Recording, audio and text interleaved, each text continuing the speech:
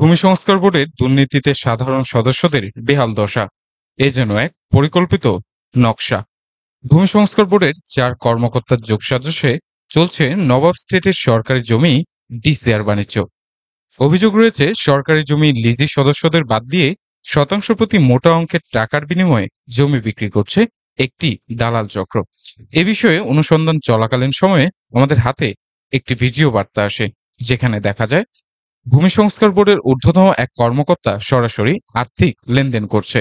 জানা যায় উক্ত কর্মকর্তার নাম আমিনুল ইসলাম। তিনি ভূমি সংস্কার বোর্ডের হিসাব বিভাগে কর্মরত রয়েছে। তবে নিয়ম অনুযায়ী এই প্রতিষ্ঠান সরাসরি আর্থিক কোনো লেনদেন করার কথা নয়। এ সকল লেনদেন হওয়ার কথা ব্যাংকিং হিসাব নম্বরের মাধ্যমে, এমনটিই বলছেন প্রতিষ্ঠানটির ম্যানেজার। সবসময় পে অর্ডারের মাধ্যমে নেওয়া হয়ে থাকে, আপনি এটা দেখতে পারেন। আমরা এখানে কোনো নগদ ক্যাশের লেনদেন করি না। আমরা অনুসন্ধানের আরো গভীরে প্রবেশ করতে চাই। আশুলিয়ার আউটপাড়া এলাকা এটি।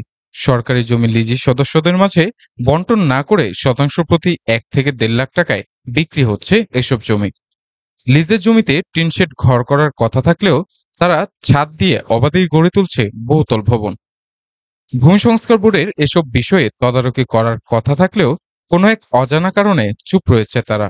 জানা যায় ন্যাশনাল প্লাজা বহুমুখী সমবায় সমিতির রেজিস্ট্রেশন নাম্বারের উপর 2005 সালে সদস্যদের পক্ষে তৎকালীন সমিতির সহসভাপতি আইয়ুব আলী শিকদারের নামে আবেদনের ভিত্তিতে লিজ পান ন্যাশনাল প্লাজা বহুমুখী সমবায় সমিতি। এরপর বিভিন্ন দুর্নীতির দায়ে আইয়ুব আলী শিকদারকে সমিতি থেকে বহিষ্কার করেন সাধারণ সদস্যরা।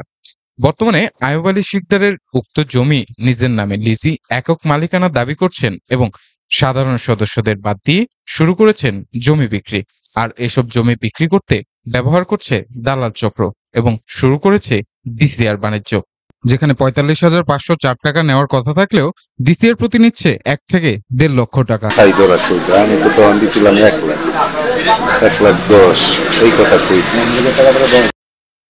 অভিযোগ রয়েছে আইয়ুব আলী শিকদারের সাথে জড়িত রয়েছে ভূমি সংস্কার বোর্ডের কর্মকর্তা কর্মচারী সহ আরও একটি চক্র।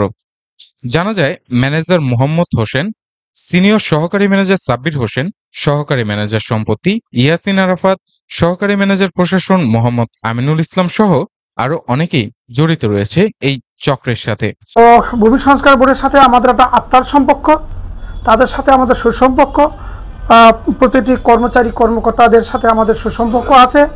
ভূমি সংস্কার বোর্ডের কর্মকর্তা সহ দালাল চক্র সরকারি সম্পদ লিজি মালিকদের বুঝিয়ে না দিয়ে ভূমিদস্যুদের কাছে বিক্রি করে হাতিয়ে নিচ্ছে কোটি কোটি টাকা। আমরা সত্যিকার অর্থে লিজি, আমাদের লিজিদেরকে 8 জন ব্যতীত আর কাউকে সেখানে কোনো ডিসিআর দেওয়া হয় না। এই সমস্যার সমাধানের লক্ষ্যে অচিরেই কাজ করবে সংশ্লিষ্ট বিভাগ, এমনটাই দাবি সাধারণ সদস্যদের। এ বিষয়ে আমাদের অনুসন্ধান অব্যাহত রয়েছে। পরবর্তী আপডেট পেতে আমাদের সাথেই যুক্ত থাকুন।